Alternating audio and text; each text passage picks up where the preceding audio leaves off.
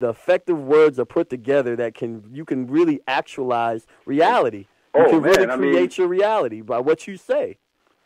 I mean, listen, man. Now we can dip into ancient cultures and things where this is not new. People were chanting certain words because words have a vibration to them. Yes.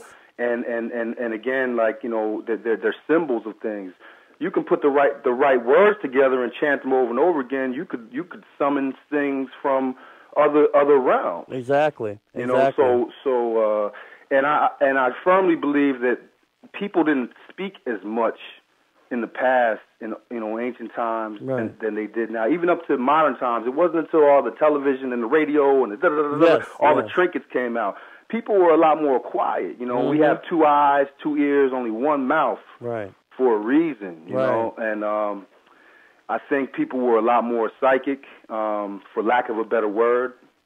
I think we had an internet, INNER, internet where we communicated across and, through dreams and through all of these things. And a lot of these trinkets that are being released to us in a timely manner are kind of shutting a lot of those things off in us, shutting off our psychic ability. Now, with the invention of cell phones, we don't remember anybody's phone number anymore. When we were kids, we knew all our friends' phone numbers by heart. You either had to or you had to write it down. You had to write it down and have it on your So we are actually killing certain powers in ourselves with this, trinketry technology. Okay.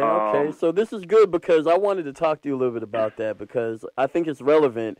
We live in an information age where you have internet, you have instant messenger, you have Facebook, so on and etc. And the producer Joe is on Facebook right now. Shout out to you, Big Joe.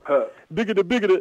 Anyway, the reason why I'm mentioning this is because we talk about the senses. We talk about, you have 2 eyes for sight. And we have the nose for smelling, and we have 1 mouth, right? Right. So we have all of these 5 senses, and even just watching something like CNN, not only are we watching it visually, we're also reading the words that are scrolling across from left to right, and you're hearing with your 2 ears, what's going on. Not to mention the electromagnetic waves that are going that are pulsing right through your body. Exactly. Yeah, so even on a cellular level, we're taking in this thing. So what is the implications of that? The fact that we have to be more discerning about the information because, unfortunately, we were raised in a generation now, an era where information is just getting disregarded or discarded. You really have to know. I mean, you have to seek information aside from those avenues because that's the issue, though. Basically, watching television is the equivalent of sleep. Not that I don't watch it, but you're basically sleeping. You're shutting your mind off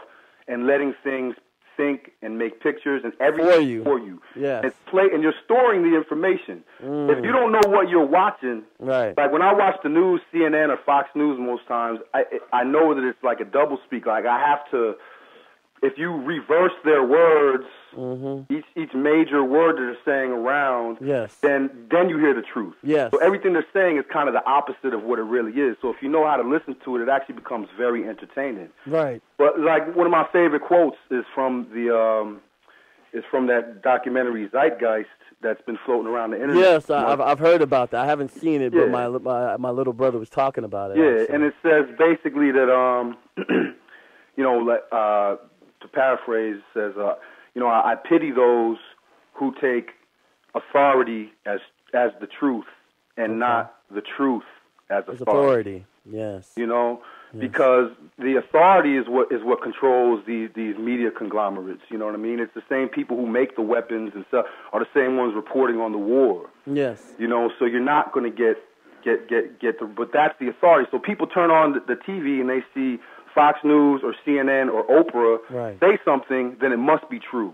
If someone else comes along who's done 10 years of research and says the opposite, well, they're obviously crazy because Oprah or Tom Brokaw didn't say it. Right. The truth, again, in the scriptures it says the truth shall set you free, and the truth is going to be there regardless. Of course. And so the way I look at it is, ye shall find. Exactly. Which is really important. If you seek, then information will start coming to you. These are these powers. These are these powers that we're born with. These things that we're actually shutting off. And I love reading philosophy, ancient history, even occult information. I even read Luciferian information because you have to know, like to quote Marcus Garvey, you have to know what your enemy is reading as well. Exactly. You know, that's why I watch Fox News or listen to Dr. Laura sometimes in the car or something, because I want to know the way the other side thinks. You know what I mean? And well, think about it like this. I mean, I learned from the government that, you know, when you think about the counterintelligence program and a lot of different things that the U.S. government and other governments around the world have done, I mean, it's about understanding yourself and others. This is actually in The Art of War by Sun Tzu. In it, if I'm not mistaken, Sun Tzu says that when you know yourself and your enemy, you'll never lose. When you know yourself and you know who your enemy is, the essence of your enemy and what they'll do, you'll never lose. Now, if you only know yourself and you don't know your enemy, then you might lose and win some battles. It'll be kind of iffy. Depending on brilliant. Exactly. But if you don't know yourself and you don't know your enemy, you're always going to lose. That's one of the most ancient,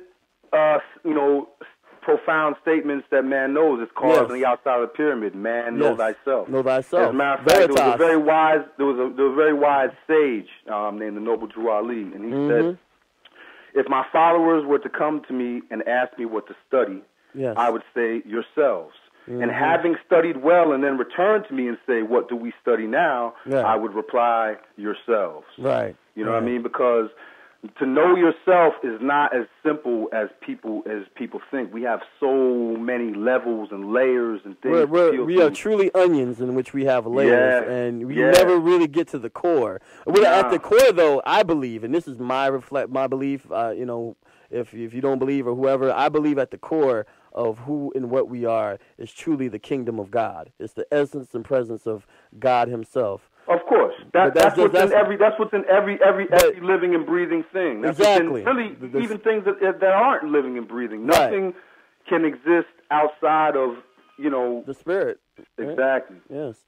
It's so relevant that we're talking about truth, and Harvard's motto is Veritas. Joe was bigging me up right over there. When you come into Harvard, man, give you the VIP tour. We'll read. I don't know. Can I get the president or the dean's number? Something. I'm trying to get a little scholarship. I'm telling you, look, how that's your boy, man. I will be there tomorrow. Oh, what? Any Harvard professor, anybody listening? Trust me. Give your boy Azeem a scholarship, whether it's a music scholarship, a sociology, a history scholarship, African American studies scholarship, creative writing, whatever it is. Test me. Right. I'd actually love to take some tests just to see, because I'm self-educated, you know. And there was a time when I was embarrassed to say that, but I'm not anymore, because I've learned that, again, the public school system is more of an indoctrination than it is. Oh, definitely. If anything, you have to be de-educated after going to high school and re-educated in college, because Now, when you're dealing with Harvard, though, don't get me wrong. When you're dealing with these higher institutions of learning, these Ivy League colleges and things, it's real education. Closest you're going to get, Right. I think the real education comes from a combination of life experiences, the wisdom that comes over time, and traveling, and also just really reading and watching people, watching how they behave, watching the system. And being here at Harvard, I will tell you, Azeem, has been a privilege, and I've been able to learn so much in how the world works, and how sociology works, and how theology works on many levels. But also I've been learning about myself, and I think that we talk about the truth and the self-discovery, and that's a 360-degree search. That's never ending. And I think it wasn't really until I got a little wiser I learned that. And it sounds like you know that too. So you definitely got to come here, man. You definitely got to come through. And, we can definitely I'm a grad student here, so I can see what I can do, I'm trying to get that scholarship myself, We're actually going to be touring out, out that way. Please do, man, because we'll come out, support. Get back in contact with Mikey Info at Oakland Records. All right. And if there's, whenever you guys are doing some shows out there, anything, have us out. I also have a one-man show. We got Spring Fling. We got a whole bunch of stuff that we do. So reach forward to us, man. We'd love love to come out, man. I also have a one-man show called Rude Boy,